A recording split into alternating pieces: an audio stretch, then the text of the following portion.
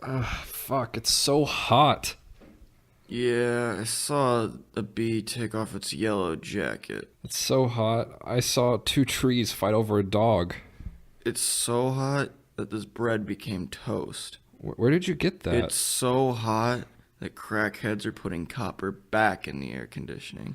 It's so hot that it's hot. Yeah, dude, we're probably gonna die. Wait a second. Dude, look around us. We're surrounded by water. How do we not think of this? You know, that's a good point. I guess fish drink it all day. You okay, dude? Damn, that must be some good water. Bottoms up.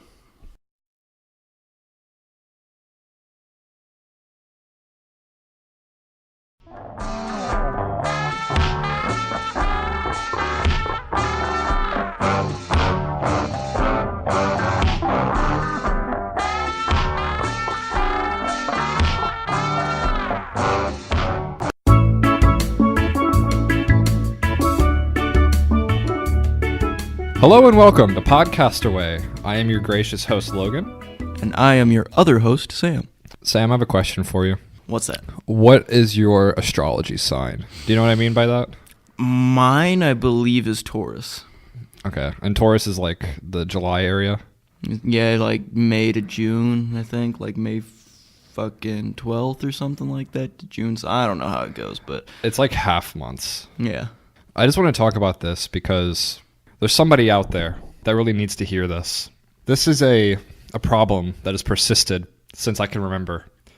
And it can be defined simply by bitches be trippin'. Now let me explain.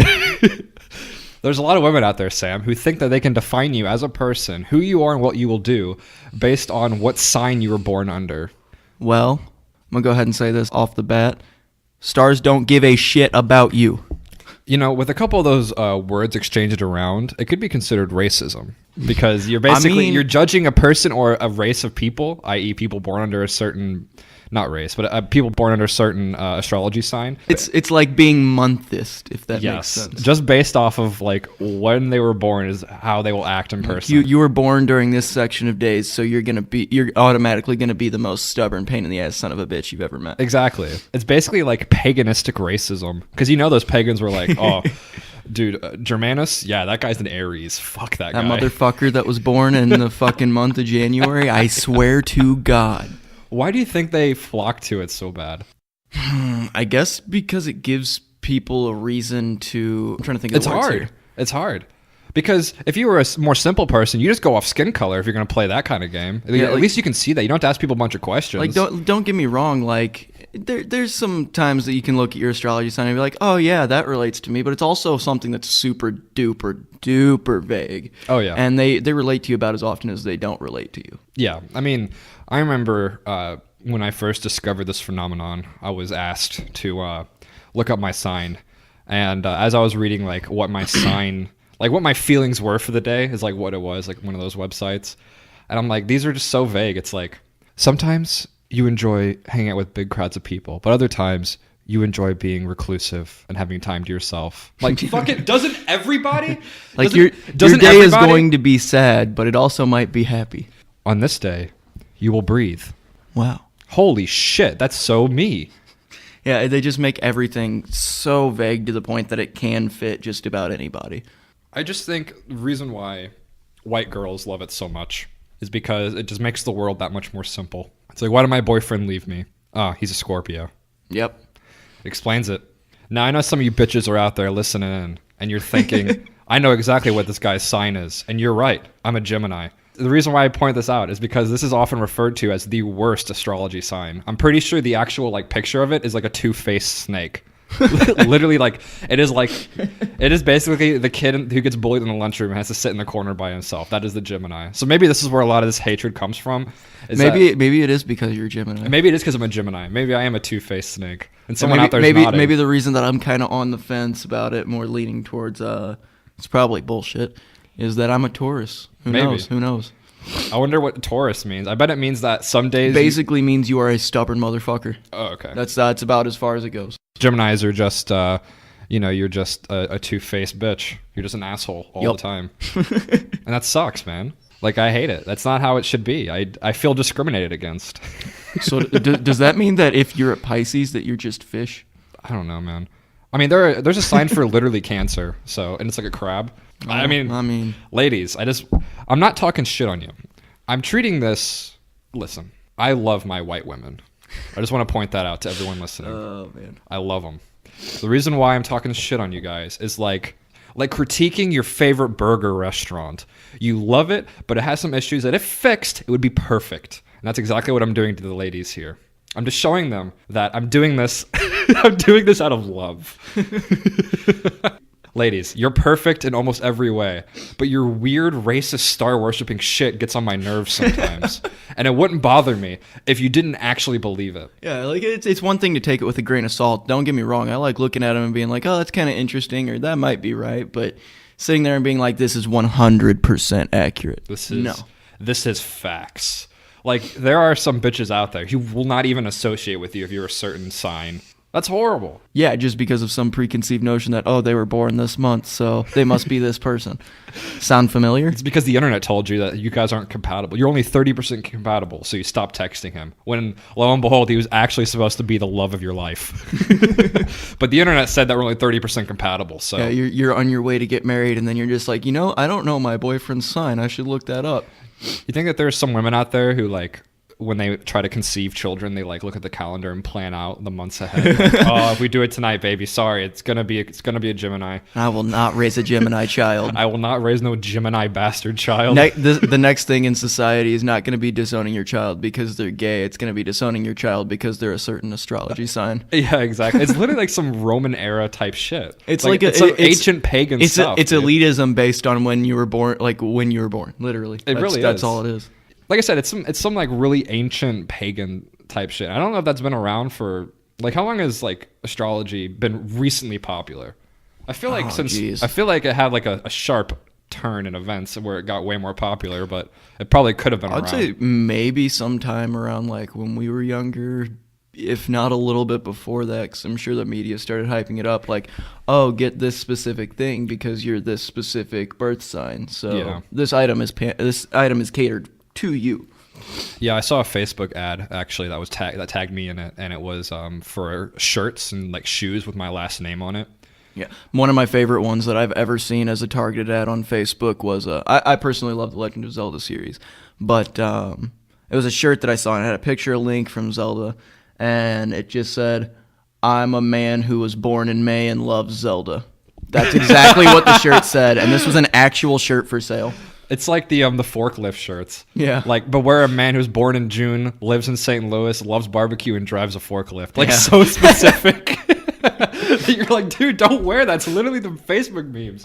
Yeah, but talking about the ad, like, Facebook ads are so fucking bad that it was tagged. It was like shoes and shirts with my last name on it, with like 60 likes and like 20 shares and like 150 comments. And all the comments were people sharing my last name, talking about how they couldn't wait to buy it. It's like, whoa, this is my last name. I can't believe it. Yeah, it's just like probably like the cheapest shit from some sweatshop in China, just printing off random popular, last names. And it's, you know what it was? I was actually mad I didn't think of it because people on Facebook are so slow. It's kind of genius. It is genius. Yeah, it's the vaguest thing ever. The only thing you have to change is like 15 letters. Yeah, and that's even if their last names are that long. Or just give a vague statement that fits the pre-existing, archetype for whatever that birth sign is. Yeah. So that being said, if anybody out there has like the forklift meme T-shirts, send them in 'cause I'll wear them. Yeah, hit my line. I'm not a forklift driver, but dude, they're so fucking funny. Like, it's literally comedic genius, just because it's so specific. Never underestimate a Super Saiyan who was born in December. Yeah. I see those at like Walmart and stuff too, just all the time. Just like, boy, this mom, she loves Walking Dead, was born in June, and can get real angry when you cut her off from her minion memes. I just like seeing it on Facebook because it's just like blatant targeted advertising. Like, they're blatantly looking at your information and being like, oh, well, this person is this, so let's send them this because it works. Do you remember when we were kids and the internet just started to get real popular, like real mainstream, and our parents kept warning us, like, don't believe everything you see on the internet. They're just trying to sell you. You know, nothing in life comes for free. And then all of a sudden, like, our parents became the biggest victims of the internet, and our grandparents. Biggest doopies. Yeah, they're the ones that literally get scammed back and forth every day. Like, oh, this Nigerian prince says if I send him $5,000, he'll send me $6 million. You know, they actually caught one of those guys. He was some dude living in South America, some like 40-year-old white dude, and he was just living in South America, had a whole operation just for sending out phone calls. Apparently, he was making millions of dollars a year. Dude, I believe it. Fucking South Park did an episode about that. It's one where I think it's Stan goes to visit his grandpa in the fucking nursing home, and he's watching TV and he sees an infomercial comes on, but it's one of those late night ones that comes on. It's just like literally 3 hours of them trying to sell cheap shit for overpriced nonsense. Oh, like the selling They're just like, channels, now yeah. check out this faux gold earring right here. Just this one earring, and it's made out of fake gold, and we're going to give it to you for just $799.99. And then the old people buy it, and the whole episode is just this one website scamming the dude, and then Stan ends up calling in and telling the dude to kill himself, and he kills himself. But it's pretty great. But it's kind of the same thing. It's just scamming vulnerable people out of their shit because they don't know any better. You know, a long time ago, I was the one that was really feeling bad for people getting scammed. I'm like, dude, it must suck to get tricked on the phone. But like, once you hear like the way these scams work and how actually simple they are, it gets to the point where you just can't feel bad for these people. You almost kind of deserve it at some point. Yeah, especially if it's multiple times. Because there are people, there's somebody probably listening who's been scammed multiple times. And to them, I want to let you know in particular, you've gotten scammed multiple times. You should probably stop going on the internet, just in general. Because you're probably thinking that, no, now you're savvy. You're not. No. That's it. You are not savvy. People are much smarter than you, and they're going to trick you again. And this is for your own personal protection. We're putting you in the playpen. It's not a Nigerian prince this time. It's an Algerian prince this time. Exactly. It's like that kind of shit. It's so simple. But the thing is, like, you still wouldn't get telemarketing ads on your phone all the time. You still wouldn't get spam calls and emails if they didn't work. Like, if they got a 0% return, they would have stopped that shit years ago. But people keep going, oh, that sounds nice to me. Yeah. And there are people listening like, dude, all they do is scam old people, you asshole. No, it's not old people. It's probably everyone. It's probably a majority old people, but a lot of it are probably people, I would say boomers mostly, not exactly old people, like elderly, but I'm talking like boomers, like 50, 60. I feel like they get the brunt of it because the older people, like the people that are sitting there in a wheelchair, like getting they ready don't to have croak, money. and they don't. No, if they do have money, they don't fuck with technology. They don't fuck exactly. with them newfangled telephones. You see, this is where boomers are trying to trick you, trying to subvert your expectations. They're trying to say like, oh, we need to stop scam callers because they're picking on your grandma. No, your grandma's in a nursing home and she doesn't even have access to her bank account. The only thing it does is filter into the nursing home money. You know what I'm saying? Yeah. Like she isn't, and that she hates technology. She, it took her 30 years to get a home phone. Nah, it's the boomers, man. They're the ones on Facebook. They're the ones who made Facebook the way it is today. I can't count how many of those fucking Grim Reaper memes that I see that's like, tough guy? No, I'm the toughest guy. Yeah, and it's exactly. like a Grim Reaper pointing a gun at the viewpoint of the picture. And it's always boomers that post those. Unironically, how we're not. Me and my band, we post those in our group chat as a joke. Like we'll send just massive amounts of them and just laugh. And then we'll see the same one out of like 20 of those. We'll see one of the goofiest ones being reposted by some like 40, 50-year-old dude. Mm-hmm. Or the really weird, awkward kid in my like 8th grade gym class that I'm for some reason friends with on Facebook. For some reason you still haven't unfriended him. Yeah. Yeah. Who also happens to be friends with the blatant bot that's just a half-naked picture of a chick. I want to talk about that. For the profile picture. Yes. Those super obvious naked girl bots where you friend them and they're like, hey, baby, let's talk naked sex. And then they send you a link. It's funny because I get sent those friend requests so fucking often. It's always those bot accounts. Like 90% of the time that I look at my friend requests, it's one of those bot accounts. And almost every single time, there's one mutual friend. Yes. And it's always the same kid. It's always that one guy that you know. It's always one or the weird two 8th people. grade. Yeah, the one or two people that are always friends with the sex bots. Dude, we see you. It's like that's the first thing that you see whenever you look at their friends list. Dude, we see that you're friends with the sex bot. Like, you're not tricking us. And not just one, 20 of them. Yes, and all of them. Like, and the other probably their frame of thought is, it's like, well, I can't believe this hot chick likes me. That's no, they're probably thinking like, nah, I'll use it for the free friend. No one will notice. But like, dude, we notice. I think it's either one of those two. It's one way or the other. Well, I mean, like I said before, those sex bots wouldn't exist if they didn't work. Exactly. If They work on some people at least. if Like there there are weren't- people with low enough IQ that they're just like, yeah, I'll accept this friend request. If there weren't like room temperature IQ lonely men out there, like you would find no hot singles in your area. Yeah. Those ads would not exist. But the reason why they're still there is because to a degree they have to work. People still click on them. Yes.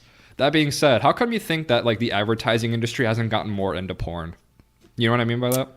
Because because people like to pretend that corporations have souls and care about people. They don't. They want to make money. Let's get that out of the way right now. And if you actually think that they care about causes, you're an idiot because you probably bought 10 other items to support them. But the reason why I'm saying is that it's this weird confliction of like they want to get down and dirty with politics, but they don't want to go where the real money is. Can you imagine how probably cheap it is to advertise your product on a porn site? Insanely. Probably insane because you don't get any advertisement besides like dick growing pills. And, There's like shit. hot singles. Half their money comes from fucking memberships. Which Yeah. again, I don't know why you would pay for a membership for a free porn site. Stop paying for me. memberships on porn. Stop watching porn. It's destroying you. But yeah, what I'm trying to say is like, imagine that, you know, it's like 10 o'clock at night and, you know, you're feeling one coming on. So you go on your favorite porn site, right? And get this, right? You get like a 30-second long Pepsi ad. It's like a cool, refreshing, crisp taste of Pepsi. You get an Old Spice commercial, like one of the old ones with Terry Crews. Exactly. Like, I don't understand like why they pretend to be like not soulless animals all the time. Like, listen, you guys are soulless corporations, and you have a fantastic business opportunity to advertise to literally everyone. And you don't even have to put pornographic content in the advertisements. No, just the ad. You could just run the ads that you run on Just be YouTube. Brilliant. Make have- substantial amounts of money. I would just stimulate everything. You have a massive audience. I mean, dick in hand, so whatever. But, you know, you can't really pick and choose that kind of stuff. Maybe the old Hardee's commercials. Do you remember those? Or it was like hot models eating Yeah. giant burgers on cars. There's borderline porn. Yeah, but that with was a burger. That was weird. And a car. That was weird. But like those commercials could definitely have gone onto porn sites. But listen, this massive audience of literally every man and like 40% of women or whatever, captive, dick in hand, ready to watch your ad just to get it over with, just to get onto their regular scheduled program. It's fucking genius. It's like, and it's got to be cheap. They're not charging Super Bowl money. They have the audience of Super Bowl every day. Yeah, I mean, shit. If they can throw ads over a fucking 2-minute Facebook video, they can throw ads on a porn video. I don't see the issue. I just think that they need to hire me. The only thing, just keep them out of the middle. You put them at the beginning or the end, because if you put them in the middle, you're going to blue ball people and piss them off, and then you're probably going to have people boicoting your product. Probably. But they would admit why. Nobody is more frustrated and angry than a blue balled man. But they won't admit why they're boycotting it. It's like, oh, I just hate sugar. Just fuck Pepsi. I feel like this is such a golden business opportunity that they're missing out on. Hey man, there's so many things. Oh, I knew what I was going to say. I was thinking about it, but I remember now. They could even throw in like a subtle joke about it being on a porn site. Call it like Old Spice at night. Or Bro, like the joke is that you don't tell anybody that you saw Old Spice commercial there and have like a joke played out of it. That's hilarious. Did you see the it was that banned Skittles commercial that was going around a while back, where it's the couple on their honeymoon night or whatever, like they just got married, it's their first night on their honeymoon. They start banging, he jizzes all over, but the jizz is Skittles. Is that real? That is a real video. Holy shit. That would be a perfect ad for porn, because A, that's hilarious. B, it could never make it to live TV. And C, It's already made. It's just clever. It's already there. Like, you wouldn't have already to made. ban it. You just throw it on a fucking porn video, and there you go. I mean, they started to bring back old commercials. Like, that's how uncreative they are. They just bring back, like, old-timey favorites. Like, I saw the Geico, like, caveman commercial. Oh, yeah. Where he was, like, an Classics. old man, like, rolling down an escalator, looking at a picture of himself from his youth during Yeah. the early days of Geico. Like, that's fun. Yeah, I just feel like they're missing out on, like, this awesome There's opportunity. a lot of missed opportunities and stuff. Like, for example, the Nintendo came out with a Mario cereal, and you would think, you know, first thing you would name it, Super Mario's. It's called Super Mario cereal. Oh, that's bad. That's a mess. Like, that's just like perfect opportunity to make a dope name for a cereal, and you just threw it away. Yeah. I mean, Mario's would be genius. Yeah, Super Mario's. Like, have a hyphen between the I and the O, bro. Sell in a heartbeat. See, what me and Sam are trying to say here is that you should definitely hire us. I'll help you with your advertising. I'll come up with some stupid, hilarious ideas that everybody in my generation will love. Yes. Like those interns that run the Wendy's Twitter accounts. By the way, I want to mention that Twitter is such a hellscape now that people are afraid to tweet because they might get called out by fucking Wendy's. I will say, though, Wendy's is pretty savage on Twitter. Exactly. The person who runs the Wendy's Twitter account just goes around just fucking roasting people in front of like 3 million people. So everyone's like taking cover from the artillery barrage of Wendy's. Not just roasting the regular people, but also roasting companies. And I just got to say that they're real. You know, Wendy's is real as it gets, I think, because Wendy's is probably an intern our age, right? They're like, fuck you guys, I'm going to have fun with this Twitter account, and everybody else is just now starting to copy off of it. Like, Arby's had their own little thing, which was kind of cool, where they had, like, you know, they'd have a little cardboard cutout of, like whatever game was popular at the time. They'd have that next to a sandwich that they made out of, like, the cardboard from their actual store, like the cardboard that they used to, like, box their sandwiches and all that good shit. Sure. I just saw one the other day that was like KFC trying blatantly to be like Wendy's, and I don't even remember what the ad was, but it was just so stupid and so bad.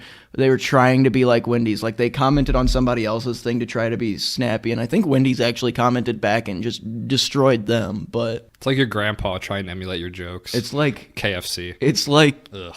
corporation warfare on Twitter. I know, it's some kind of weird like dystopian techno hellscape to have all these like giant corporations like controlling Twitter and roasting each other. Instead of battling with guns, it's battling with advertisements and tweets. It's like Pacific Rim or like the Iron Giant sized robots, only they have like shittily taped Wendy's, you know, or like KFC ads on their face, just fucking duking it out. Oh, I think controlling territory and shit. I'm trying to remember where it was at. I saw a post about this on something. It was a Burger King in some other country or something like that. I think it was in some other country, but they were an English-speaking country. And there was some whole lawsuit where basically McDonald's lost the rights to the name Big Mac, or they had the rights, but also other people were able to use them in their advertising and stuff. So they changed like all of their names of their sandwiches on their menu to not a Big Mac. Just to spite McDonald's. Right. This number one that's a Whopper is now the not Big Mac. You'll learn in like advertising school and stuff to be very careful when making fun of your opposition, because you want to be able to make fun of them and poke fun and make your stuff look better. But if you rename all your products just to look exactly like the other restaurant, because leave it to Burger King. Like, apparently the single moms working there are not very good when it comes to advertising. But yeah.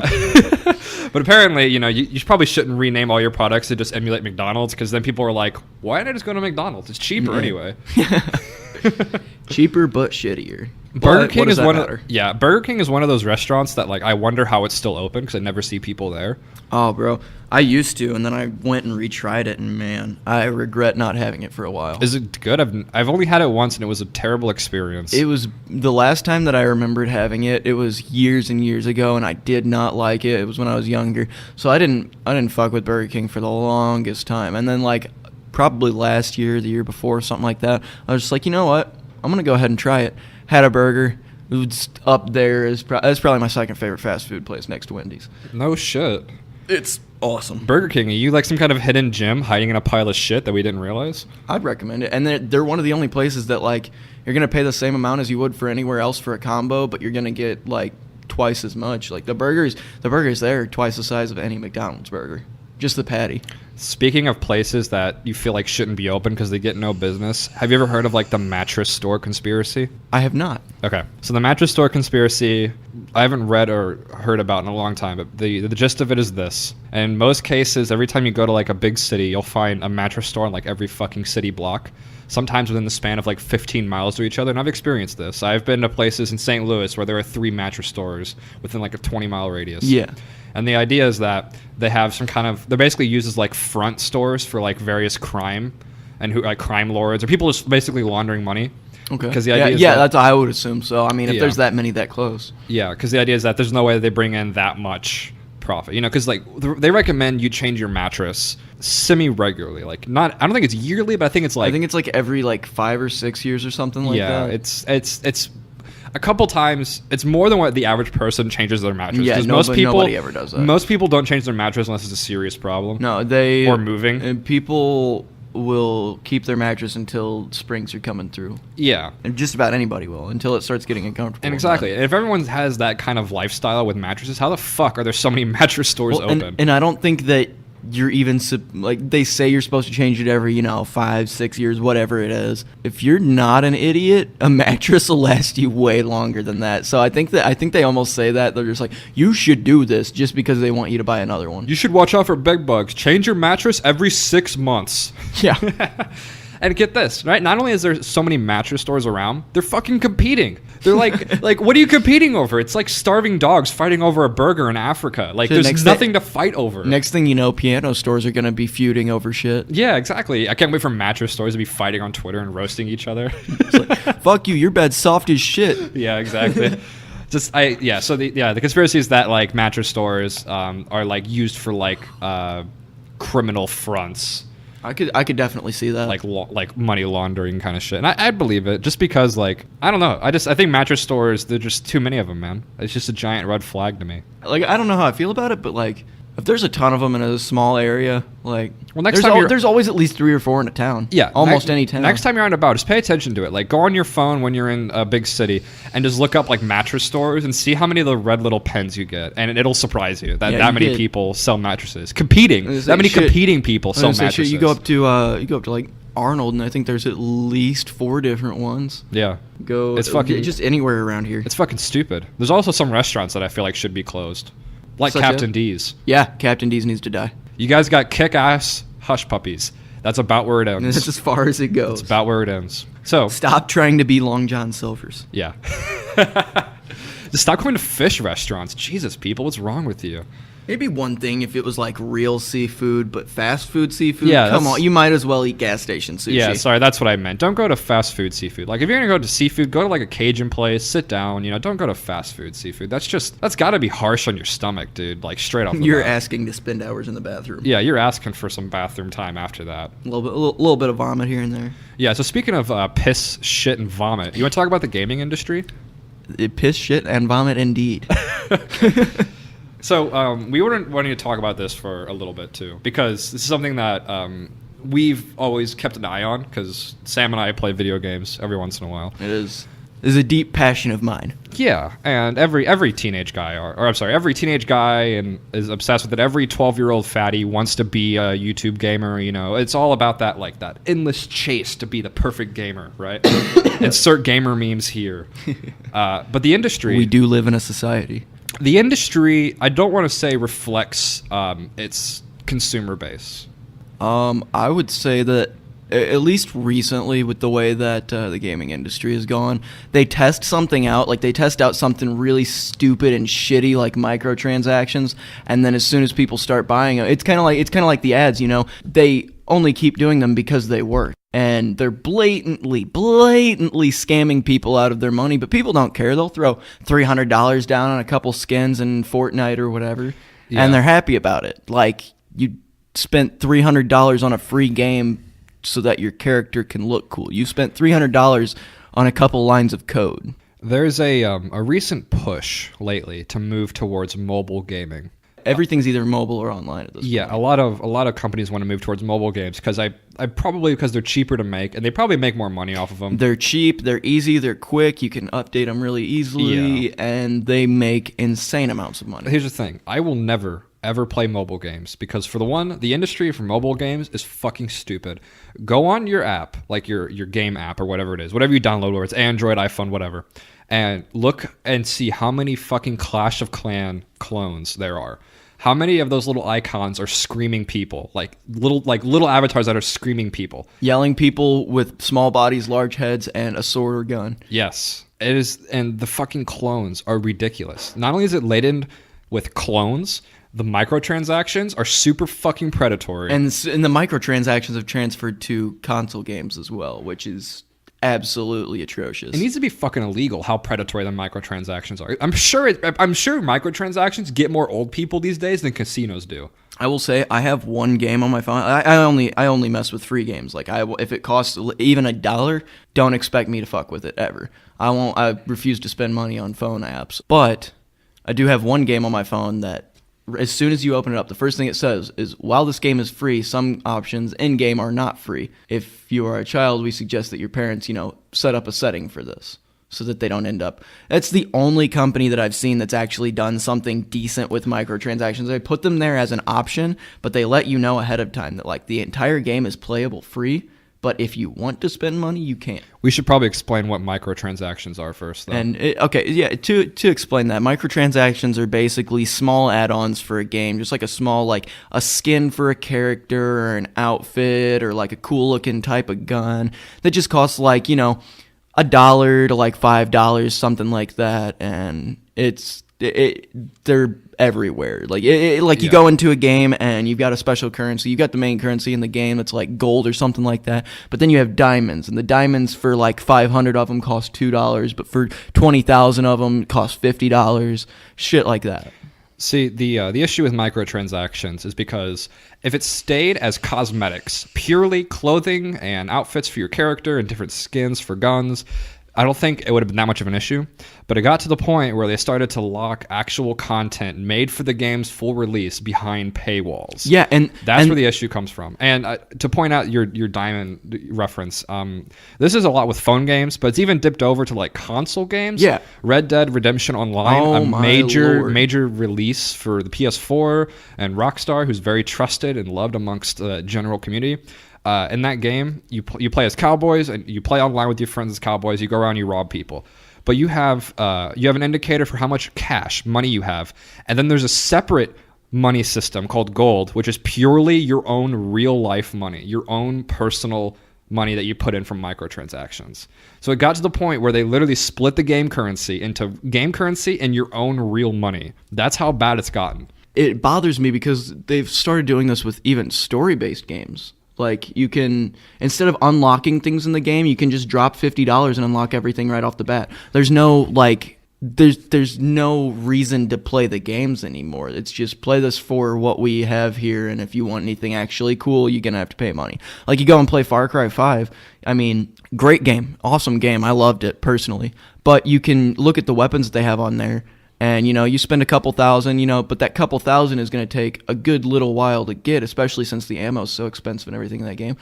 Or you can spend about $10 to $15, get some of these silver bars, and permanently unlock that weapon for the entire time that you have that game. Even if you start a new game, you'll still have that weapon unlocked if you bought it with the silver. But the silver, and you can find some silver in the actual game. Like, you can pick up a couple bars here and there, but nothing like what you'd be able to buy. Like, you can't unlock anything. You can't unlock everything by just picking up the silver in the game. You have to actually buy it if you want to be able to. They make it to where you can earn that microtransaction money, but it's unrealistic. You got to grind for like 100 hours to get $10. It's like, whatever happened to playing a game to unlock shit? Like, I remember you go and you play one of the Lego Star Wars games from back in the day, and you got 150 or so characters that you unlock by playing the game. It's all you had to do was play the game, do all this different stuff.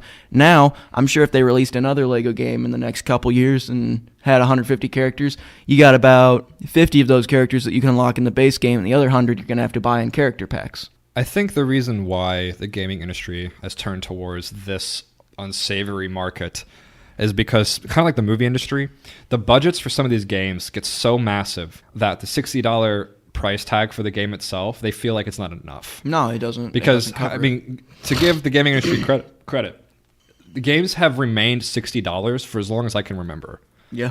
They used to be like maybe 40, and then they jumped up to 60, and they kind of remain steady because I'm pretty sure they're afraid to make games any more expensive than that. I'm sure they've done 1,000 tests to determine that $60 is the perfect amount. And they've tried to go a little bit higher occasionally, but they'll sell like people get so pissed off anytime. Yeah. Like if it jumps up to $70 instead of $60, they're just like, oh, what the fuck? That's another $10 that I don't have. And to play devil's advocate, what we get for $60 now is much, much more what we used to get for $60. But that does not mean that I want to an extent. Yeah, that does not mean that I suddenly want that lost value replaced with 100 microtransactions. Because if it stays cosmetics, I'm fine with it, but it doesn't. And the reason why I think everybody should have a big problem with microtransactions is because it preys on two categories of people: the impatient and the not smart. And what are both of those categorized by? Children. Yeah. Children play most phone games. Like, they're the biggest demographic. Is like children and maybe the elderly. I'm not sure yet, but for sure, kids play more phone games than any other like demographic. Easily. And you always hear horror stories about parents going on their credit card bill at the end of the month, and they have $600 on Minecraft Mobile because their kid, bought every microtransaction available. And these companies will give them 1,000 hoops to jump through. It's super predatory. Yeah, and it would be one thing if it was extra content, but they're literally locking stuff that should have been in the game from the get-go behind a wall. Yeah. Like, it's you play any older game that's an action game that has multiple outfits for your character, and you've got 15, 20 outfits to unlock in a game. Why can't you still do that and then add on as DLC that people would definitely still buy, add on some more content? But it's like you literally have to pay for any extra anything. Like, you get the option to do stuff in some games. Like, I was playing one of the Deus Ex games the other day, one of the more recent ones, and you have an outfit option in your main menu, but you can't get outfits unless you were to pre-order the game or download them as an external DLC. Yeah. See, that's not good. That's not a good direction. It's horrible. What they're It's trying so to do, stupid. what they're trying to do is stretch up the same product as far as possible. That's why you see a super large uptick in the last maybe 5 or 6 years of games being released before they're finished, and they slap them with Yes. a beta tag. Even though the game's not finished, they're like, hey, if you like the product, give us some money to help finish it. It's that kind of Exactly. stuff. And what that often leads to is game developers releasing an unfinished game, racking in all that dough, and then barely finishing the game, and then just dipping off with the money. Well, and I'm going to say this, and I'm going to have people bear with me on this. I thoroughly believe that internet killed the gaming industry. And not internet in general, because online gaming is absolutely great. I love online gaming. That's a hot take. To an extent. Now, do I think every game should be online? Absolutely fucking not. I think a good chunk of what makes the gaming industry great is the fact that it was an art form. I mean, for the longest time, on like the PS2 era, had only story-based games or only couch co-op split-screen games, stuff like that, where you could play with a friend or play your own thing and just go through a full story, and they were amazing, beautiful. Some of the best games that were ever released were released on the PS2. You can ask any person that's been gaming since then. And realistically, the ability to go online ruined that, because once you did that, you didn't have games that were finished by release. You had games like Fallout 76 that release, and then whenever you start them up, there's a bug that literally deletes all 50 gigabytes of that game. Yeah. What you're trying to say is that the art form of it died and it turned into It turned into an industry. It turned into a corporation. It turned into basically, you're right. It turned into a corporation, just like movies. Because just like movies, they try to churn out new games every year, and it's unrealistic. You're not gonna get a decent product. Yeah, at this point, it's quantity over quality. Yeah, you're not gonna get a decent product that large scale, because making a video game is extremely hard. And these teams are absolutely massive. You ever sit down after like a Marvel movie and watch all the animators and stuff, like all the animation people and all the CGI work? It's kind of like that. Like, there are so many people who work on these things, and it is so complicated and hard to make video games that if any company tries to release a game with under a year's worth of development time, I think any reasonable person should be worried. Yeah, you might as well not even bother with it. Yes. It's like going to buy a car and they have to build it there, and it's done in an hour. Yeah. You're like, whoa, that was it? You just built a whole car in an hour? Like, yeah, it was that simple, dude. And now, I mean, with the gaming industry, the way that it is, that car is half built when you get it, and then they'll release. Here's a better example. They'll sell you that car that you were supposed to get for however much money. Say it's a car that you spent $5,000-$6,000 on. Well, here's half that car. Now you got to pay $500 payments every single time you want a new part for this car. Here's a good example. Imagine going to a restaurant and you sit down, you order your food, you give it to the waiter. He goes, okay, we'll have it right out for you. He leaves in the kitchen. As soon as the doors close, he's back out with the exact order you had, and he gives it to you. Not even a second in between. But it's only half cooked. And if you want it fully cooked, you're gonna have to pay a little bit more here and there. Every degree of cooking costs a little bit more. That's not the point I'm trying to make. The point I'm trying to make is that is the quantity over quality. Yeah. And that's what I look for, because I have always been a big fan of storytelling. I love storytelling. I love the characters and everything about it. But there is a recent, very, very popular trend of only multiplayer games. Now, do these games have a right to exist? Absolutely. But the reason that I don't like it is because they have a chokehold on everything else. It's all that exists, Yeah. because it's the only thing that makes money, because they're able to put all those microtransactions and shit into them. Also, I may be an old man now, but like what's so bad about like couch co-op? Like, why can't I have split screen anymore? Like that shit was so. It that takes was fun. it takes extra time, and it keeps them from selling all the copies. Because if you can run through a game on co-op, well, why would the other person buy the copy? Yeah, I guess I assume that's the way that they see it, because there hasn't been a couch co-op game, and I think the last one that I can remember is A Way Out, which Yeah. was only co-op. And they went the complete opposite direction. They just went only co-op. It was Yeah. only co-op, but it was only storytelling. However, I will say that game was fucking great. That was an excellent game. So to somebody who, let's say, is maybe a bit older or just does not really understand the passion that relies with video games, because all they see is like the memes of like fat neckbeards in their basement playing video games, like weird anime games. Explain to them like why someone like us would enjoy playing video games. It's an escape, man. It's just like anything else. You know, you see people get so much flack for playing games from people that read books and watch TV all day. It's just a different way to escape. This is just a little bit more interactive. Okay. That's about like the I see it on the same page as TV, as movies, as books, and everything like that. And well, at least used to be. At this point, it's all online shit. So it's just you running around shooting at friends or them shooting at you. It's the equivalent of like tabloids. What it should have been and what it used to be, and up until these past couple years, it's storytelling, like you were saying. Yeah. They all had something to say, something to do in the game. I mean, even games that seem open-ended, like, you know, Skyrim or whatever, and games that you can do anything you want, like games where you can go around just blowing shit up, like Grand Theft Auto, have story. You know, they have something to them. I think that's, in my opinion, it's not visual artwork, because with video games, the graphics and stuff have only recently gotten like really good looking. I think the real art form behind it is the style and the storytelling. Yeah, the ability to have a game that plays well and have a good story and keep you interested. That's where the artwork comes in. It's a different style of art.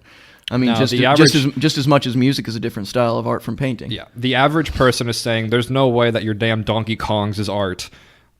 You're probably true, but unfortunately, the definition of art is just anything that makes you feel something. I would be willing to definitely disagree with the fact that Donkey Kong's not art. And I think Donkey Kong, unfortunately, Donkey Kong is art. It is more So art. fuck you, boomer. Yeah, fuck you, boomer. Donkey Kong is more art than what you'd see in a modern museum. If there was a museum dedicated to like super old Sega video game stuff, I would look at it. Oh, dude, if there was like a retro video game museum, That would bet be your cool. sweet ass I would go to that. That would be sweet too. I would enjoy that. Would I go to a modern art museum to see a fucking white canvas that sold for $1 million? Hell fucking no. That some Aries painted their period blood on and sold for $500,000. No, I'm being legitimate. I don't remember if this canvas was just completely blank or if they painted one layer of white over it, but it was literally just a blank white canvas that sold for $1 million. I went to a museum and there was a painting on sale. It was something ridiculous. I don't remember. It was so long ago. But it was basically just a close-up of a piano with rainbow-colored keys. And that was it. It was hung up in a museum. So, like a high school art project? Yeah. A stock photo copied in paint? Everyone makes this fucking joke, but it's because it's true. Everyone goes in a modern art museum and says, damn, I can make this shit. Because anybody can make a lot of But it. when you go to a history museum and you see like a sculpted sculpture of Venus, you're like, I can't make that shit. That's beautiful. Yeah, like that is art. Yeah, you could throw a handful of dirt at a piece of paper, and if you have the right name, it sells for millions. Unfortunately, the definition for art is so loose that you could literally shit all over a canvas, and it's technically art. Quite literally. Because it makes you feel repulsed. Therefore, it is art. Quite literally. I'm actually pretty sure that there was some kind Oh, of no. some kind of like art installment at some fucking fancy ass place out on one of the coasts where it was literally just like shit and vomit on different things. Of course. But Donkey Kong is art. No, Donkey Kong is not art. Donkey Kong is art is the name of this episode. You know, that's not a bad name. It's not a bad name. Yeah, I'd Just get a thumbnail of Donkey Kong, but like dressed up as Da Vinci. I think gaming as an art form can make a comeback, but I think a lot of companies are going to have to be starved out. I But would say I think at that this point it's probably too far gone. They've already made so much money that they're never going back. the only game that's gotten close to being art that I've played in the most recent years, honestly, is Red Dead Redemption 2, because that story was so good. Everything about that single player campaign was marvelous. I don't think I had really a single qualm other than with how it ended, which I'm not going to spoil it for anybody. Even that ending was still good. I wish it would have ended a different way, if that makes sense. But regardless, that Coming game, up in a DLC, alternative ending I was DLC. gonna say, that $6. That game was pretty great. You don't see anything like Shadow of the Colossus anymore. That game had 16 bosses, and that's all that you fought throughout this whole thing. And the whole time you're playing that game, you're just in amazement from how everything looks. The whole game is beautiful. It's got a great story with maybe 15, 20 lines of dialogue. That's very much stylized art. That's not really storytelling, but it's more actually. You know, I was gonna say. Let me rephrase that. It is visual storytelling. Exactly. It's storytelling without blatantly telling. Yeah, it's super good. It doesn't tell you what to think. One game that I never got a chance to play, but I heard nonstop good stuff about it. Horizon Zero Dawn. I heard that was another one that's like got that old style of like great just artwork to it. Sure. And same with the new God of War. I heard the same similar things about that. But yeah, without going into too many like specific examples for somebody who doesn't play video games and is still listening, which by the way, thank you. That's very kind of you. Yes, this is appreciated. We're getting into some specific stuff today. Yeah, some more because the reason why we're so appreciative of this exact industry is because something that we've seen evolve from the GameCube and like a little before my time, but I owned like a Super Nintendo, so yeah. that's what I had before my parents bought me a GameCube. So the first thing I remember playing was sitting in my freaking diapers at like 2 years old playing some Nintendo 64. Yeah, exactly. It's like that kind of era, and it's fun at our age, especially to see it kind of evolve into what it is today. But unfortunately, just like any great dynasty, it has its rough bumps in the road. But I think it can come back. It just needs some pretty serious attitude adjustments in certain areas. We need less child consumers in the industry. That is also true. You know, my college teacher was complaining that she spent like $300 on Fortnite because her kid kept buying skins. I saw somebody on Facebook complain about the same thing. And you just want to take them, you just want to grab them and shake them and just tell them that Fortnite is free. You spent $300 on a free game. It's not even the kid's fault at this point. It's your fault. You're a dumbass. Yeah, you are. If you've spent hundreds of dollars on your kid on Fortnite and you feel the need to complain about it, save your breath. Don't tell anyone. That shit's embarrassing for everyone involved. I felt secondhand embarrassment because... That's like saying you kicked a concrete wall as hard as you could and now you're complaining that your foot is broken. It's ridiculous, dude. That kind of mentality is the reason why microtransactions will literally never go away. They're so work. successful. It's why they keep going. It's why they get worse. So what you're saying is kids ruin everything. Yeah, don't have them. Nah, I love kids, but when it comes to like the gaming industry, I think, yeah, kids probably ruined it. That's for sure. Well, and not even that, because, like, shit, back when we were younger, there were games that were really cartoony and bubbly and stuff like that we played and loved. And it wasn't anything that cost you an obscene amount of money. It's now that, like, almost the gaming industry is taking advantage of the fact that they can do that. They're just like, oh, these kids whine and whine and whine and cry and complain until they have the skin that their buddy has. Let's play on that and make cool skins that are a set amount of money, but you can only get them if you spend so much money because it's a random chance of actually getting it. Yeah. I think it'll be, in 10 years, it'll probably be the same games being released. It'll be Call of Duty 14. That's multiplayer mode, only access once you pay for it. Once you get in, you got to pay for each gun individually and all the skins. And then the movie theater, there's going to be no more movies except Marvel, like Disney movies. It'll be, that's Disney's already fucking taken over everything. So. Yeah. So I think it'll be a beautiful world of, what do you want to go see? Let's go see Marvel 26. What do you want to play when we get back? Let's play Call of Duty 19. And you pay your tax to get out the front door. You swipe your charge card. Yeah, you swipe your charge card to get your front door tax and DLC out of the way.